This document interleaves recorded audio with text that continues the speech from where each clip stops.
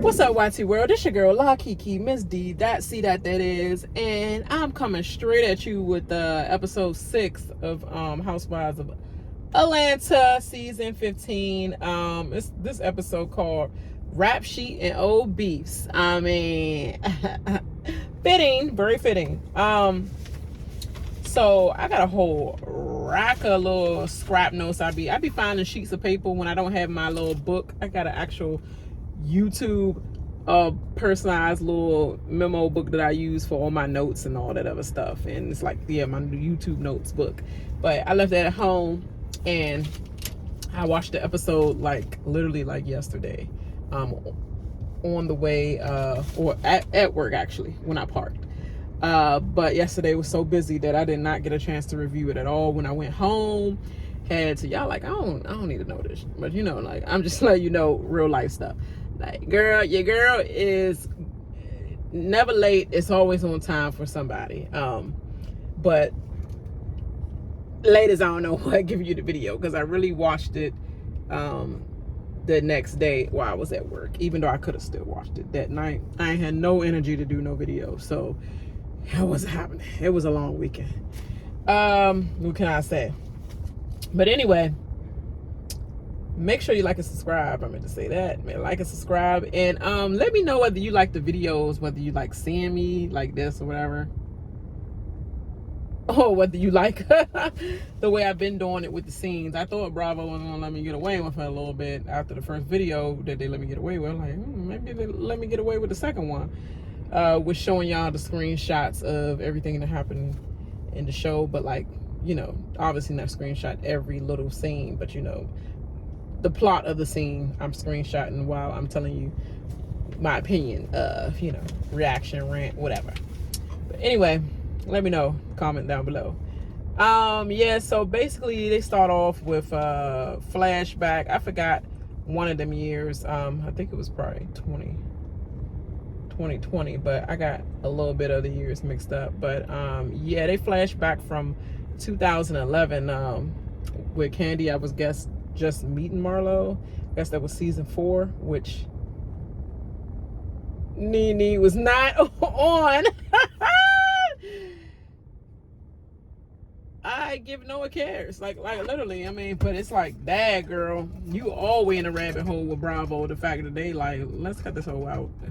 And like, this whole suing us, we don't need to put this whole on nothing. She ain't get no free money off of us. Some residual we got cut to her because we had no choice but to put her face in the storyline. After that, we're gonna cut around that hole. They cut around some people on MTV with I think it was don't give me the line, I gotta go back, but the challenge show, when some racist things was said on the show and a lot of stuff came out, they cut that girl right out of that scene, and we seen her whole body part and everything, and they like, still, we not gonna give no face with that name. Shows don't be caring about you. I don't care what kind of star you thought you was. Popped off the season. Thank you very much for your services of the years of popping this franchise off, but we'll take the reins from here, is what they doing Nene like. But we'll see how Nene fall, because she's still remaining relevant regardless. Yeah, but they flash back of her Kandi meeting Marlo, and basically Kandi ends up, you know, she was trying to relate businesswoman to businesswoman when the time she met her. It was like, you know, like, so how do you get your funds up? Like, what did you do to get your funds up? Like, what business do you have, basically? Like, that's a legit question when you ask somebody on the show, like, you know, that's getting introduced to the table. What is your business? You know, how you get your funds up in here? Like, what are you in amongst Atlanta, you know, black elite or whatever, you know, like, I don't know you, so give me the tea about your business or whatever. And she was being standoffish then. You were the Kandi then that you're trying to portray Kandi as now, Marlo. And then basically we just seeing flashbacks of every time Marlo came hard at Kandi and what's about to be deserving at the end of the show, literally. And then she makes a comments of like, the only thing I know about you, Marlo, is that you supposedly have a sugar daddy. So, you know, that part. So that's why I really want to know what's your business. Then they flash to another, I forgot what year that is. They got, maybe that's like 2013, 20 something, you know, Marlo X Kandi. I forgot what season that was, but that was the season where the drug gate, the sex dungeon gate, which made Kandi a lot of money. But she's like, I just want to ask this question. Marlo popped this whole conversation dinner table all, are you a lesbian? And Kandi like, clearly not. I get down, but no. And then flashes to 2016. Marlo says she'll be Kandi's personal shopper. Just let me get your car. Nobody want no big old trash plate earrings. Like, I don't want no freaking hubcap earrings. No, that's not the fashion I'm going for, girl. I don't want to give off escort. That's what you trying to give me, an escort, Jane? Oh yeah, I just realized. Let me take my information out of this daggone camera. Well, y'all already know where I'm coming from now. GDI TT. But because that girl got brains. But yeah, nobody wants you shot for me, girl. You just sit down, be the friend, you know, you right there with your little girlfriend, keep it moving. So she brushes off that. Kandi laughs at that. Flashback to 2019. She introduced Kandi to her sister's kids, and then this time the nephews were looking like they was like 8, 9, 10, 11. Like they was so young, maybe a little younger than that. And then they flash to August 13th, 2020, and specifically August 13th, 2020. I was like, dang, that's my aunt's birthday. Rest in peace. My Aunt Teresa's birthday. So it was just so specific, like August 13th, 2020. It's like, god egg. That many years passed, I felt like she just, that was just shot in a way. But Bravo's producers show us footage from that post day, and then the day after her nephew died, so we can clear things up, so we can have some clarification on what really happened. Basically, she came over Kandi's house for the first time. Kandi invited her in, invited the demon in. Once you let the demon cross the threshold of your door, once you give that demon permission to step through, that demon will freaking try to manifest and infest your life. That was an infestation that you allowed through your door holes, Kandi. And she's trying to get more into some of your other holes, probably, but allegedly. But you know what I'm saying. But yeah, anyway. That's the people you unknowingly let in your life through your threshold of your personal private part, which is your home. And they just like to infest you, you know. You got to get those people out your life quick. But she basically cried on Kandi's couch about her nephew dying, and was just being sad about it on camera. But probably in real life at that time. Kandi was I don't even know if she said anything about that boy working at her restaurant at all. I don't even think that was brought up. That was probably brought up later in the years, where it's like, okay, let me think back about the time I actually sat with Kandi about something. Oh, when was my nephew? Did he work for? Oh, he did work for Kandi. Like, I think that's something you just made up after all that happened, because at first it was like, what was me, Kandi? She really is good to people, and she really do, and she really is good. She really is that girl that got that money. She the only one that probably got that real money on the end of it. Like all that, right? And then even Riley was right there with her. Riley was just looking like, I don't know what to say in the face of death, and you're doing too much on my mother's couch. Are we close to about to go to the mall? And she gonna cry all through the scene. I don't know what to do. She looked like her regular uncomfortable self, but I'm spending too much time on the scene because it's just so funny to me. So we know that she's a goddamn lie. Kandi didn't even say I'm sorry or nothing. We didn't even have to flash back to August 13th, 2020. We already got confirmation that she's a liar when Kandi actually showed the text message of on her speaker on it saying, I'm so sorry to hear that. Like, yes, I did. Yes, I saw that he is one of, he did work with us, but he's no longer working with us, well, you know, for a while. But I'm so sorry to hear that that's your nephew. She didn't say a sorry. Confirmation already. I'm not even lying. So pretty much we didn't need this flashback, but you know, more confirmation, I guess. And then what did it say? Next day, year 2021, Marlo visits Kandi while she's in her Halloween costume.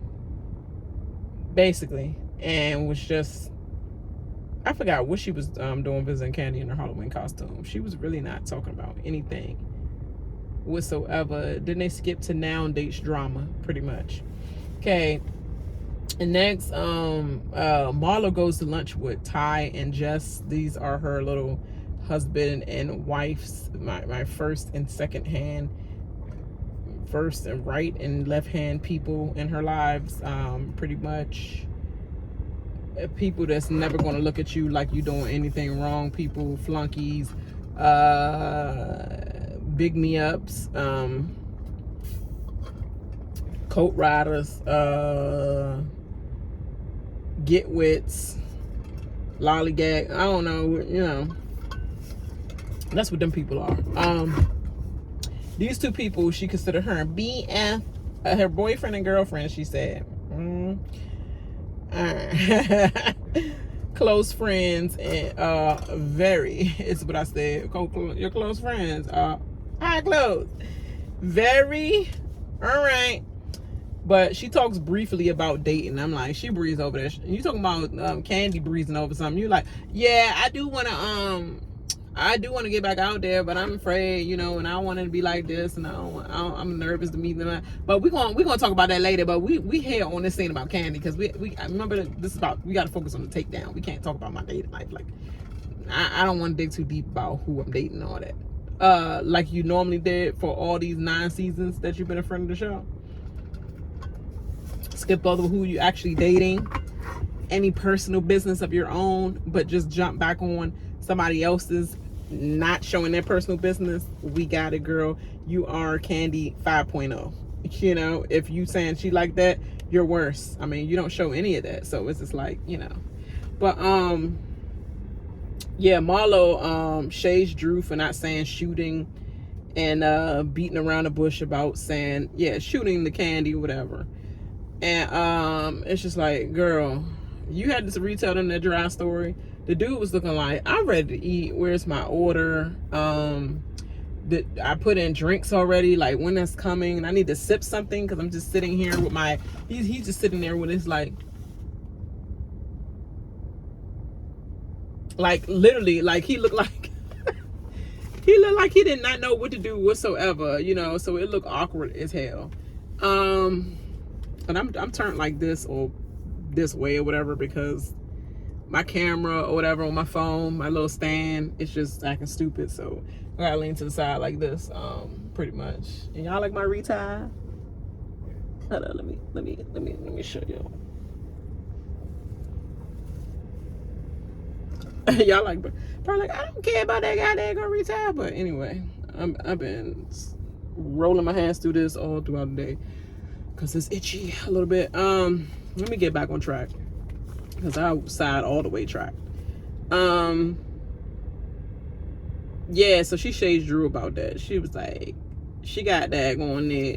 Kandi had them daggers. I like, bitch, you been not say, mama, God, I ain't gonna think about the shooting. Like, girl, it's all right, everything all right.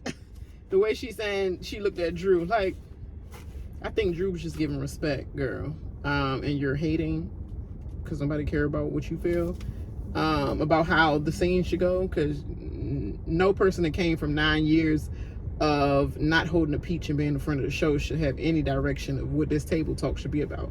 Point blank in the period. So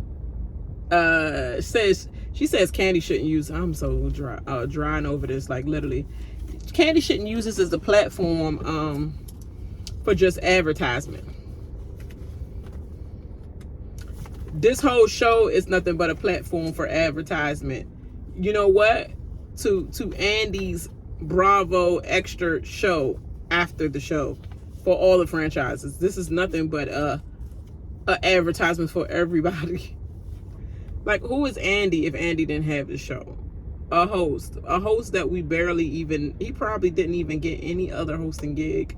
He probably had 1 or 2 other hosting gigs that nobody knew in the world. Like, that's probably one of them little reruns back from what is that network that they always show in the game, and TV Land Network or whatever, game shows, and we just like, oh, okay.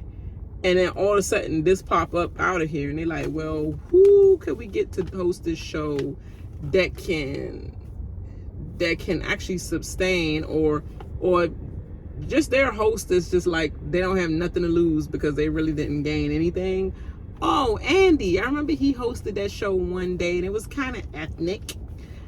Let's see if he'll do this show, because he has nothing else going on for him. So let's see. And this is what's paying him and his husband and his child, period. Getting his bills paid. Black woman doing dumb stuff on these shows, and also dumb spoiled white Karens.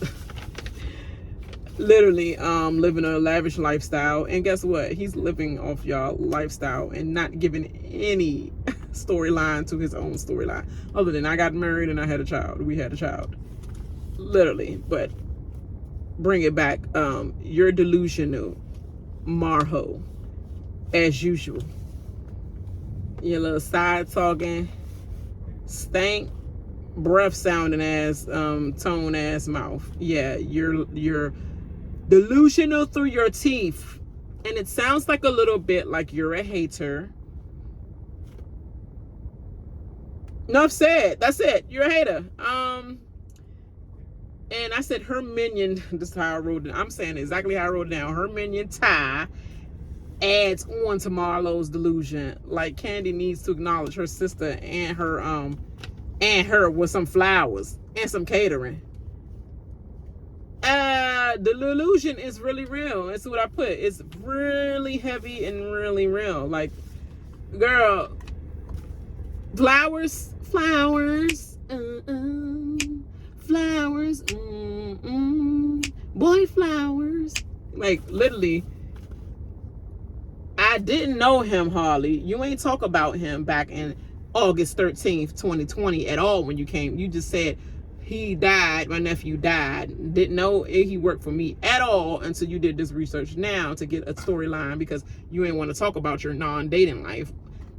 But we'll probably get there further when you pay somebody, do a rent-a-boyfriend like Kenya did when she entered on the show, until she got some DMs following that season to get a real boyfriend that wants to take advantage of her. But neither here nor there. It's what I'm saying is that literally, girl, I just all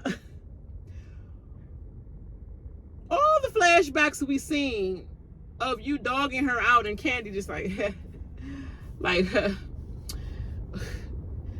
you know, like taking it, whatever, girl, whatever.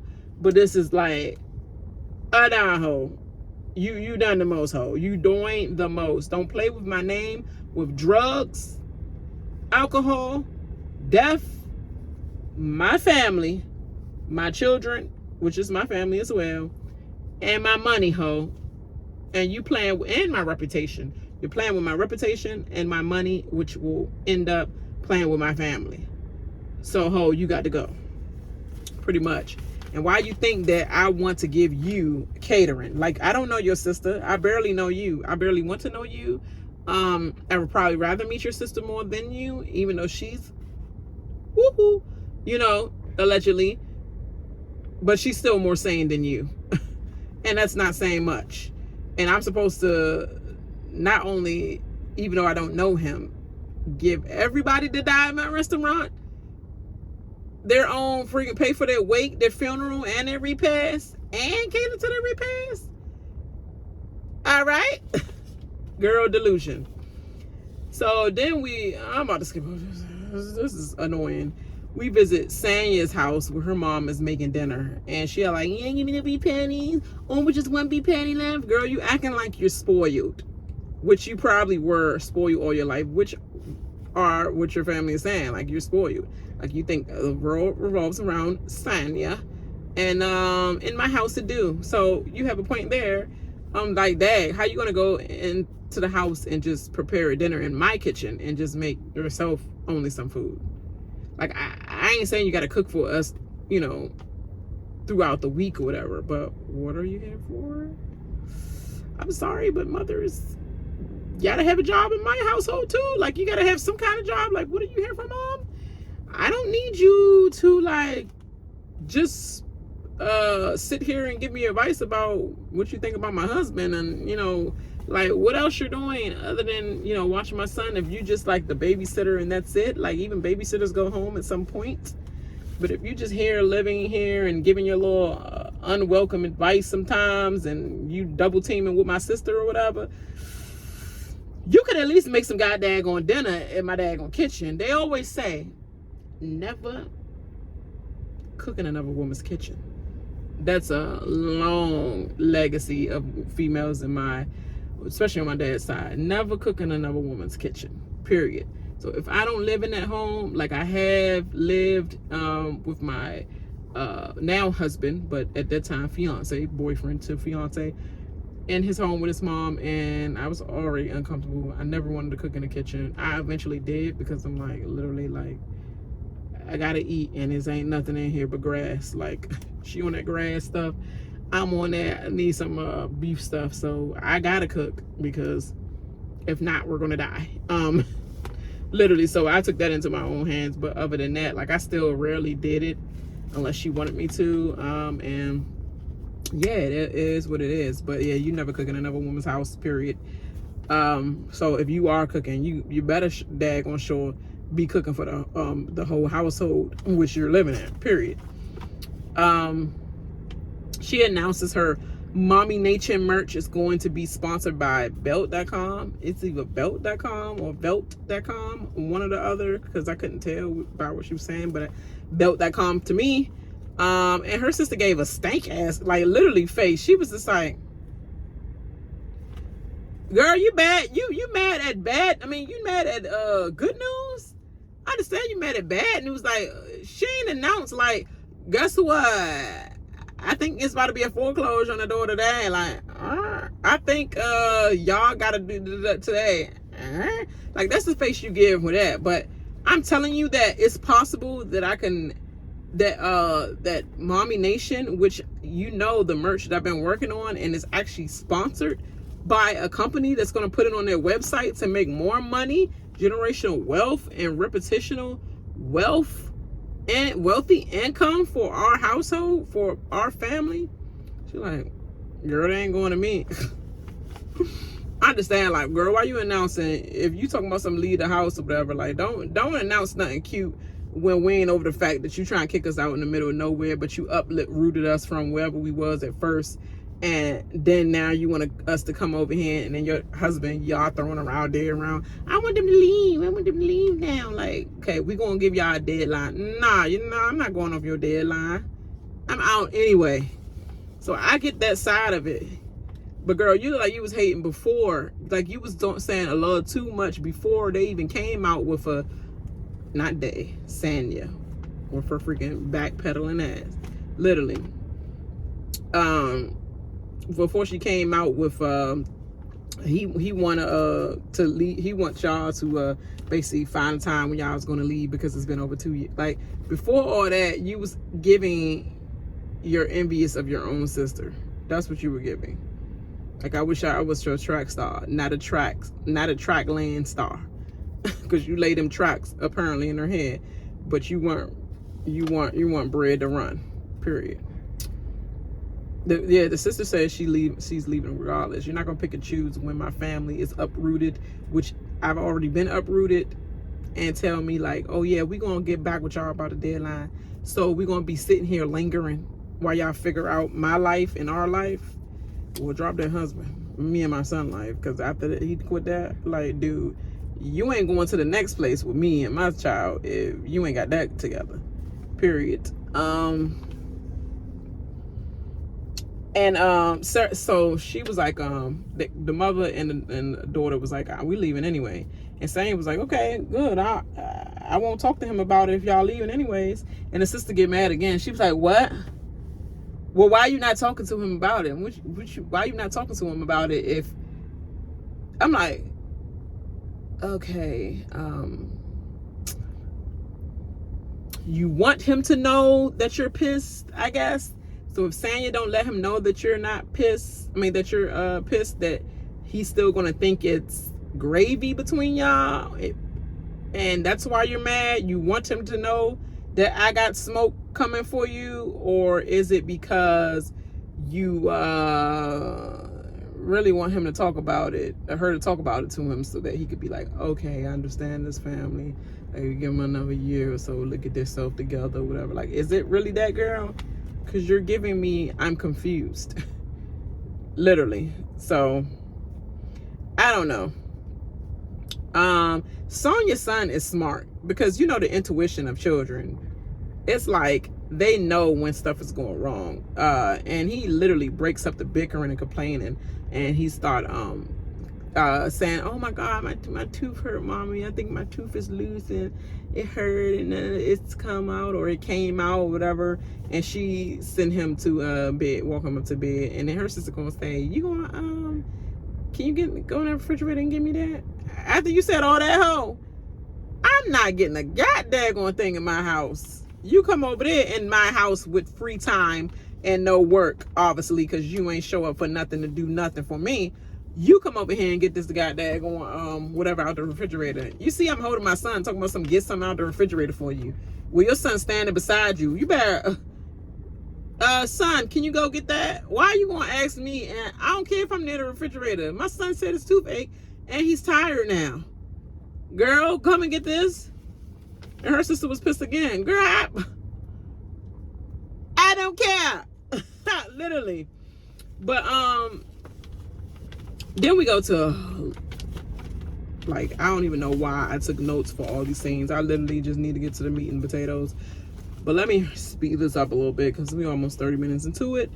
Akila and the girl that Kenya is trying to push down our throats, that just is nothingness like shit to any scene.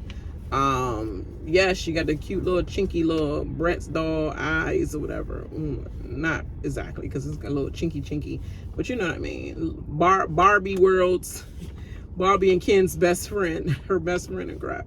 She give me those vibes. But her and Kenya visit her future Kenya Moore hair salon. You know, it's in a construction space. Basically, like, it's like nothing but drywall and all that, you know, look like they sealed everything up or whatever. And she wants it to be a grand spa. Like, she literally wants it to be a spa, as though when you walk in, it's luxury. When you come in, you're pampered, you have valet. Girl, you in Atlanta, Georgia. What valet?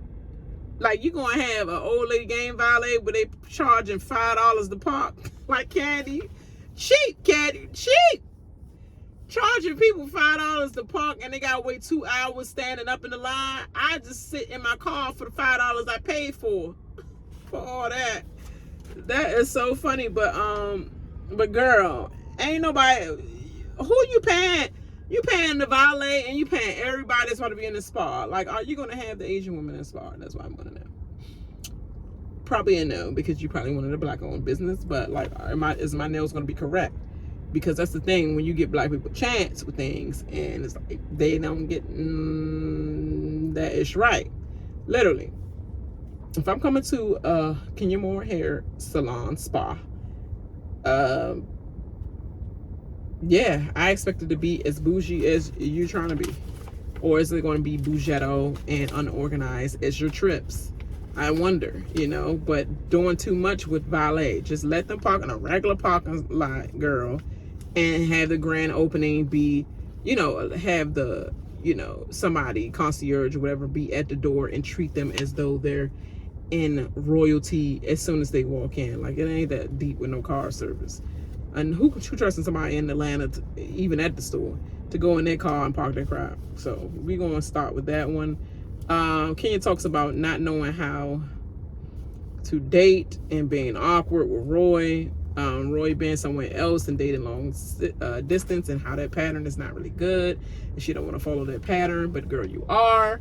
So I don't know where to go from here with giving 2 Fs. You're repeating the same pattern, girl. Yeah, you're repeating the same pattern. So, but I guess you had to mention that because we like, you know, your fans gonna be like, what happened to Roy? And why we don't see you in the scene with Roy? So let's talk about him. It's like, girl, we don't even see you talking to him, unless somebody else like Moneta is talking to her friend Roy, and you like, oh, that's you, hi. Like, other than that, girl, I don't care. It's a renter boyfriend. You on the same stuff that Marlo is on for me. Like, I don't believe none of this. And Summer House, Giselle, Green Eye Bandit. Yeah, that's the same stuff that I feel was happening with you, and what's happening with Marlo, and what's happening with Giselle. Nothingness dudes brought up just to have some kind of something else, because it's falling dry. Let's talk about your Kenya Moore manner, you know, you put on the market. Let's talk about stuff like that. Did that happen after the taping? Like, I wonder. Kenya talks about also about Marlo's relationship and her past felonies and stuff like this. Like, drop a bomb on Akilah and she acting dumb. Like, girl, that scene was fake as hell. Akilah, you been knew about all this stuff about Marlo. So stop acting like when she dropped this bomb or whatever, stop acting like that was in the scene. Hold on, wait. I just got to take in everything you just told me about Marlo. I didn't. You've been in Atlanta for how long, girl? Married to who for how long? And you talking about you ain't never hear about Marlo and her rap sheet. That's the first thing when you look up Housewives of Atlanta, in which I'm sure you know, period, by how they be talking to each other on Twitter. And you live in that area, you know about Marlo. Like, just shut up, girl. Everybody down the street could have told you the story about Marlo and her cutting the girl face. So, like, stop with this fake ass scenes and stuff. Like, it's annoying. Then we go to Cairo. Sheree's son, he comes to visit the baby. And the baby Mecca is like 3 or 4 months. So pretty, so cute. It's I think that's a girl. Cairo is Mecca is the girl. Mecca. I just be thinking about Power Book 2, Mecca. But yeah, I don't really have much to say about that. Their family seems awkward. The mother of his child, whether that's his baby mother, whether that's his fiance, girlfriend, whatever, she seems awkward. She don't really know what to do. She's just like I was like, I'm bored. Can we get through this now? The other daughters look like she's doing her homework, and they just came in disturbing her peace, and she didn't really want to be filmed. So she got up out of that joint. She was like, I gotta go. He was like, oh, you going? You going? Yeah, nobody be a part of this mess. Hey, bye, baby. Bye, baby. Gotta go. You know, like, I would have been like her, too. They want to mold the baby hands on camera. Okay. And they squirting water all on her hand while she's sleeping. Leave that goddamn baby alone. Ain't no time in the other hours where you could have done this. You really want to show abuse on camera like that to a sleeping little newborn young? Do that baby hand at any other time. It ain't that deep. What you doing molded hands for anyway? When you about to put that molded hands? On your mother's mantle of the house that she about to get booted out of the house. But anyway, let me not say that. I already said it, so it's too late. But anyway, yeah, they do that. He's talking all soft, whatever. And she talks about Cairo's growth and how he's a great dad and he's doing good as a dad. And he was so hands-on at first. He came out of nowhere and just said, Mom, I got a baby on the way. And Just found out of nowhere, slap out of nowhere, boy. As much as I talk to you all the time, and as much as you know about your dad and our relationship and how it was, you just gonna come to me out of the blue like, oh yeah, got somebody pregnant, about to have a baby. Can you help out? Like, that's how you gonna come to me? Nah, boy. Would have been a dummy slap from there. So she said when he first came to her like that, she ain't feel like he was ready. If he had you doing everything and buying everything and all that, and he just hands-on when the baby's there but didn't do none of the financial stuff, his ass is not ready. Point blank. But you know, whatever on that part. You want to make a scene, you want to cry, your cries never come out. It's always, so, girl, get freaking Kandi square tissue, triangular tissue, because I ain't see nothing. You've had so much goddamn fillers in your goddamn eye, because you probably filled your eyeballs too. Ain't no tears coming out there. So I don't understand. I know I'm comatose to some sensitivities. You know, I cry when real people cry, and I know that when you're faking or not, because I would really cry emotional tears when, you know, that scene happens or whatever. I was more emotional about the growth of Cairo's age from boy to man more than, oh, he's a good father.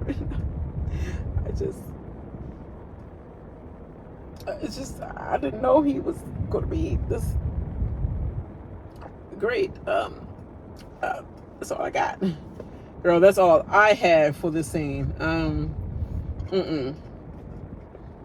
He looked like a regular boy that baby mother just gave birth. They always with him for the first month, 2 or 3, and then something happened, they be gone, and the mothers be right there raising a girl, be cursing them out on Facebook, Twitter, all that. Oh, my dad, you're raggedy ass, couldn't even do this. You only gave them Pampers the first month, and like literally. So we gonna see. Let's keep it going. I ain't trying to give that stigma like he one of them, but I'm just saying, girl, all that cry, no cry. He just holding the baby, and he's molding the baby, and spraying water all on the baby's hands. What part do we seeing he's so nurturing off of cold water abuse on the child's hand? But okay, let me stop. Okay, I'm done. Ralph and Drew discuss Marlo and Kandi's incident about, what is this? Oh, about the shooting at Blaze / OLG roommate's house. That's what I said. Drew is sticking with that we don't say shooting in Chicago story. I'm like, yeah, if you say we don't say shooting in Chicago all through this episode, if we don't say shooting in Chicago all through this episode was a person, then we go back to the initiation of us meeting Drew with her friggin' dirty wig and a goddamn Secret Santa gift box. That would be the picture beside we don't say shooting in Chicago. Like literally, Drew, tired of saying that, young. You sound delusional as shit, like too. Like, stop saying that. We don't say shooting in Chicago. Shooting be all around Chicago. Like I said in my last video, they'd just be like, oh, Dad, you hear the shooting on 34th? Oh yeah. I heard somebody got shot down. Girl, shut the hell up. Literally, that's all I want to say about that. Drew always saying, I'm from Chicago, man. I'm from Chicago. What you say? I beat your ass. I'm from Chicago. Ralph says Marlo is the big one. I don't know if you beating her. Drew's like, you ain't never see me fight. And girl, we never will. We never will see you fight, girl. I'm sure you don't back down, maybe. But you know, it's girls that don't back down and just here for the, I don't care if you whoop me or whatever, but I'm going to get something out of you. I'm going to get a shoe or something. I'm going to get a scratch out of you, something. I'm going to do something to you, even if you getting the best of me. But just know I ain't backing down. I'm getting, you know, that's heart. That's just heart. But your ass will still be beat. But it's heart. But whatever. Over at Kandi's house, Todd is working on one of his several movies that he has coming out. I didn't catch all that list, but he had several movies that he was talking about. But she's like, yeah, it's his time to shine, and I'm going to make that thing happen. Go ahead, Black Love. Kandi is talking about how Courtney invited her to go paintballing. I'm sorry, not paintball. She said it's a paint, something dealing with paint in general. Not paintball, but it's something dealing with paint, and it's at night and inside a building or whatever. But she don't know. She's like, I don't fucks with her. Like, literally, I don't mess with her. So I don't even know why I should even go to this. But Kenya and Marietta and all them said that they're gonna be there, so that's the only reason why she said she even going in the first place. But she already in the mood and like, so she's already in that mood like, I really could give two F's about going. I'm trying to figure out if I can make up an excuse to not do this dumbass scene with your dumbass, because I don't want to bring the ghetto with me. And hold on 1 minute 1 second. I don't want to bring the ghetto, but you want the hood out that night. And that's what Courtney was afraid of, Kandi. Like, the hood out that night. But it's funny because looking around at everybody that was there, it looked like the hood was already there. At your event, Courtney, what happened to the bougie people? Why it don't look like the people you're looking at and you're looking for in the event that you had them posted up at. But that's, let me not skip. So so she FaceTimes Kenya and asks for outfit advice. And Kenya's daughter is swimming with Shamia, and her daughter. I was like, oh, they cool. Like, they really are cool friends outside of this show, and really hang together all the time. From all the pictures and all that stuff I see, they always are all hanging together in some one accord. So yeah, and her friend Shamia came a long way with Kenya. Oh my God, Kenya used to go on her so hard, especially on that boat when she was trying to kick her and Portia off. Like, she was going so hard on Shamia, but for real, deep down, I think Kenya had some envy in her about the way that Shamia and Portia carried themselves, with not giving a fuck, and still she looked at her as a beautiful black queen. But I think she respected her more than Portia, obviously, because she still think Portia's a dodo. But for Shamia, she really respect her more and look at her as another chocolate, beautiful sister. And now they're both mommies with the same kind of age daughter. So yeah, that's cool. But anyway, back on subject. I guess, did she ever give her the advice of the clothes? I don't even remember, because that was like a blip. It just started straight off with Kenya telling Kandi about Marlo's ranting about her nephew was shot at your restaurant and you ain't give no flowers and all that, and Kandi was pissed. And in the confession, she said, lying ass bitch, and she said it with a plain face, but that bitch was hard as like, literally, it was hard in the confessionals. So I know she was pissed. She was like, when she got off. And yeah, Kenya was like, love you, bye, see you later. And Kandi was like, okay, love you. I'm like, aww. It taking me back to their little surprise vacation that Todd set up to come at Kandi with the bush. But Todd surprise trip for her or whatever. Not surprise, but surprise friends showing up, popping up on the plane. Yes. But she's already not in a good mood. So I think this is about the last scene. Yes. And I got a lot of long little tabs for this, but they all meet up at this place called Beat the Bomb. So I guess you got to get through. It's like a fake ass escape room, basically, is what I put. They have to work together to get out of the room, like an escape room. And I guess if you don't beat it in time, the bomb will explode, and I guess you get all that paint or something on you, I guess. That's the problem. So all of them would have had all their weaves jacked up and everything if they really all would have really did it. Drew, Marlo, Sanya, Sheree, and Kenya shows up in that order, actually. And then lastly, Kandi arrives and hugs everyone but Marlo, and while she's going around, doesn't even acknowledge her at all. That hoe is a chair. Everyone sees the shift. Even Sanya came out and said, You good, Kandi? And it's like, girl, why you have to ask that? You already starting by asking that. Like, it's like you already ready for her to make a scene. Just let me get to the table, hug you, sit down. Why I always got to be like, hi, hi, hi, hi? No, like, that's not Kandi. She always come in with the nonchalant, hi, hi, hi, hey, what's up, hi. She always come in like that. So why you got to be like, you good, Kandi? No, I'm not. I'm not. And she gave you that laugh. That's the same goddamn laugh I do when stuff about to go down. Like, y'all got one more thing to say, and it's all gonna come out laugh. That little, are you good? Clearly not. But we gonna keep it cute.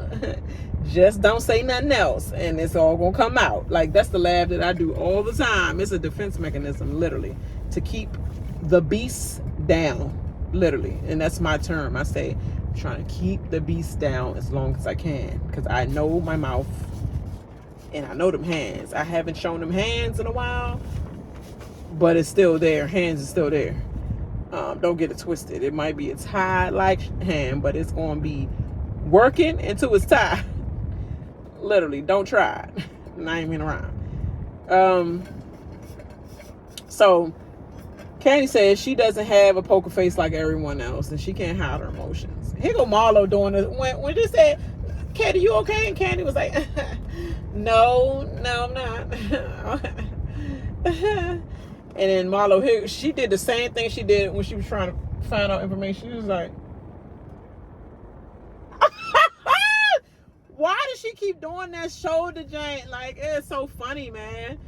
It was so funny that I had to laugh in between Kandi being mad. But Kandi was like, I don't got no poker face. I can't hide my emotions. Like, when I see you and I'm already annoyed with you, you gonna know. Ain't no way I could be fake. I can't go on with no activity, nothing. So she said, can I speak with you, Marlo, about the incident? Because clearly my energy is off right now, and it won't be together. It won't be right until I talk to you and have this out with you, because I can't be fake and be freaking breaking bread, drinking with you, laughing with you, joking, doing whatever activity we about to do, and act like you think we good and like we friends enough to talk, because I still want to whip that A. And this is all me elaborating, but you know, that's what she felt. Then Marlo was like, can we bring what's her face in to talk? Actress.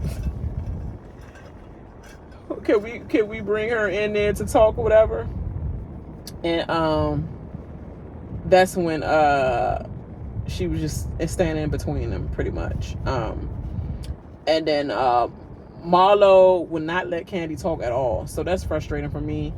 If you come over here, I came over here and I'm trying to talk to you, I'm starting off the conversation, you stopping and saying, hold on, let me tell you what was really said. Okay, I'm giving you about 2 minutes to say the basic synopsis of what you were saying in the conversation, and then I'm gonna stop that and I'm gonna say my opinion, because you have to stop at some space and time of your dry ass story, lying ass biatch story, and allow me to comment back. Or that's not a conversation, that's you just ranting off what you want to say to me, and then me to take it and not say my part for you to walk away while I'm trying to say what I'm saying. No, that's not a conversation, ho. And this is about to be a confrontation. You know, that's what it's about to be. If you can't have the conversation with me, it's going to be a confrontation, like literally. And basically she wouldn't let her talk. Kandi snaps and tell her what was what. She was like, I'm about to tell you what I'm, and as soon as she said that, because Mignetta came over there at first and she was like, back up, and Mignetta like, look, I'm tired of being carried on camera, let me go over there and mind my business. But I just want to let her know that I was here for her, showing that I was on her side and try to help her out, so she won't feel like she was alone in the situation. But she pushed me off, so I'm gonna go right here, and that's what it looked like to me that she was doing. And I would have did the same thing. So somebody wipe me up, hold on, but back up. I'm like, all right, ho, like, do your thing. 21, do your thing. Like, don't come asking for help when they get the best of you. Like, to me, that's how I be. Like, okay, I'm trying to be a good friend, but your ass doing the most. All right, keep doing the most. Like, I don't even get no more. But That's what Mayetta did, but she was just like, I don't need nobody in my way, pretty much. I'm trying to talk directly to her. I don't care what she trying to do. I'm ready. Kandi already came there knowing that her ass was not doing no game, nothing. She came there straight on I'm about to slide this whole mission. You know, I'm about to get her together, say what's what, and dip out. And I swear I dare that hoe to swing, basically. She said, here you go with that fast talking. Here you go with that fast talking stuff. She was like, what are you talking about with that fast talking? You the one trying to slick talk. Literally fast walking whatever you said to Drew and try to make that joint cherry on top. Girl, fast talking, fast walking. Let that stick talk. But anyway, what I say? She said she's mad at Kandi for not saying I'm sorry to my nephew, whatever. Not acknowledging him, but ignoring things and people allowing her to do it. Just ignoring somebody's feelings or whatever, and people allowing her to do it. So it's a deep hatred and envy of her getting her way, and people not really asking her much on anything, and you're mad because you have to answer them. You're nobody. You're just a 9-season pick-me friend. It's what you are. You were the Drew. You were the Sanya. You were the now Nikila. And you were the Ty and Jess. You were that for 9 seasons. Now you want somebody to hear your voice? We don't hear your voice because we've never been hearing you. Just because you got a peach, it don't change the fact that you were born a friend of the show, which means friend of the show don't have no business changing or directing the narrative of which we want to talk, period, or what we want to do. So it's whatever. Drew goes and retells the story about what really happened that Marlo probably skipped over on or didn't add in. What I say? But it's beyond saving us, what I said. Kandi ain't having it at all. Kandi literally was about to snap on that hoe. And literally she was outraged. It reminded me of Pillow Talk when all Cynthia's sister had to do was freaking push. She put her hand in between Peter and Cynthia and push Todd while Kandi was there watching Todd be pushed. And she was about to lunge on that hole. I would drag this bitch in the head. I would drag her in here. And from that to headbutt to don't move me, don't touch me, don't block me, don't hold me, literally don't you do that. And Sanya says Marlo was not the only one being aggressive. I'm like, she kissed ass and stay on the wrong side as usual. And then what I put yes, she stay on the wrong side as usual. So she wasn't the only one being aggressive, but here go Drew. She's aggressive. She gotta go. She's being aggressive. Just get her out of here. She gotta go. Girl, stop with you. I know you wearing a blonde wig, but you ain't gotta be a blonde at the moment. You know, you and Kenya kind of sound alike in this whole episode. She's aggressive. You gotta go. Both of them were. Kandi had a right to be aggressive. She was aggressive in that moment because she came there already with aggression. Rightfully so. I don't care about her aggression. She should have did more. I would have dragged that hoe worse than Portia did. In the talks that we heard about Portia, what she really did to Kenya is what you should have did to Marlo. Brought her down to your level and headbutt that bitch. You know what I'm saying? Like literally. Like she act like, oh, my height. Oh yeah, they scared of your height. I don't care about that 6 foot looking over me talking about something. You're gonna cry. You're gonna cry now. No, don't cry, Kandi. Don't cry. Like, girl, are we on Matilda? Are we on Matilda movie? Is this Mean Girls? Like, literally, this is a grown 47-year-old woman. Really saying that. You gonna cry, Annie? Oh. You always trying to make a meme of yourself. But it looks stupid as hell. Just like Africa. all that. You look stupid. It's like you cannot reincarnate that. So shut up and stop it. Okay. I said if Drew says the same line again, I don't say shooting in everybody paused when she said, I don't say shooting. I'm from Chicago. We don't say shooting. Everybody was like, yeah. Everybody, moment of silence for that lying asshole. Like, girl, stop it. Stop. Even Courtney had to come up out of her little scene because she'd be so nonchalant, but she even had to say, girl, no. You're not about to sell that. You're not about to sell that at all. That was funny as hell. What was I about to say? Okay.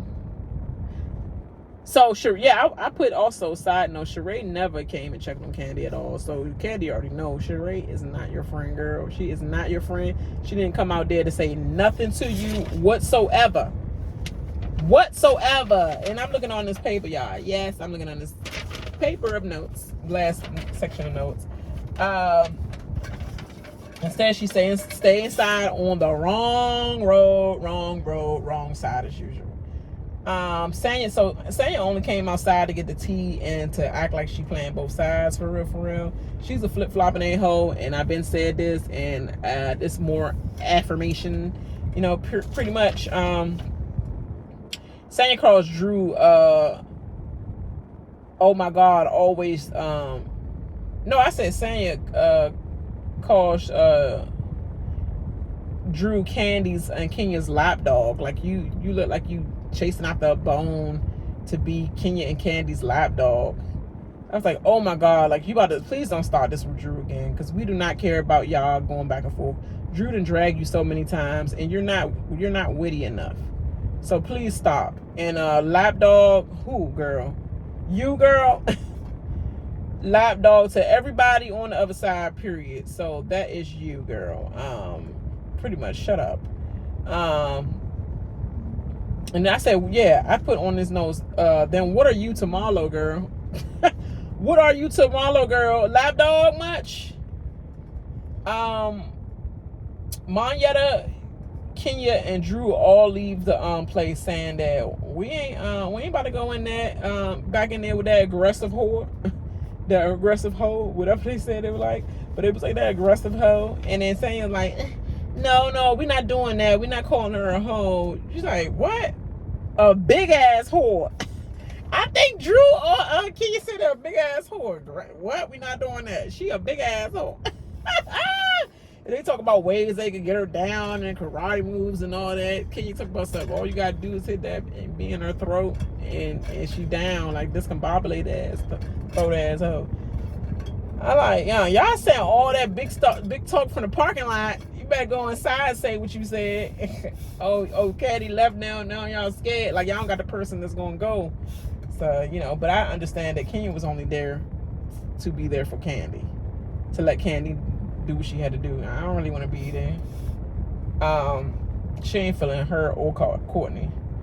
And then Sanya, of course, in her fashion of snitching to her masters, she go and tell everything that they just said out in the parking lot. Marlo says they're leaving because their master is upset, so they gotta leave with her or whatever. And she start beginning a fake cry to them about, like, see, this is why I don't share, and this is why I have a hard time. It's like, this is why I'm fly. This is why I'm fly. Like, girl, shut up, woe is me. After saying that, what I say? Fake ass apology to Kandi, Courtney says she'll continue to build with the group that's left. Marlo, Sheree, and Sanya. Girl, you on the wrong start, on the wrong road. You started off wrong and you're still on the wrong road. I said she'll be on the wrong side in the future if she even lasts, in my notes. And that was the end of the episode, because it ends with them actually continuing that whack ass beat the bum and them not doing anything at all but holding each other back walking through a dark room. Like, y'all, you got to do something. It's an escape-like room. You got to do something. Then they was like, did y'all beat the bomb? Hell no, we ain't beat no bomb. So it blew up on you. I mean, I wanted to see the end result of the paint. I didn't want to see y'all holding each other up in a dark room. Like, we already know you hoes want to do that to each other. Allegedly. But, you know, neither here nor there. Let me get back inside before they be like, where her ass at? It's been an hour now. All right, y'all. That's it. Make sure you like and subscribe to this channel. Your girl got to get her subscribers up. And just let me know that you stopped through and checked out my, you know, snooped on my channel or whatever, and leave a little like, a little comment, all that. Like, subscribe, hit that notification bell if you want to hear anything else I got dropping, period. And give me some suggestions on anything down below. Let me know if you like it like this, or you like me doing the picture snippet that I did for the last 2 videos. Let me know. All right, have a rest of a beautiful day. I holla. Bye.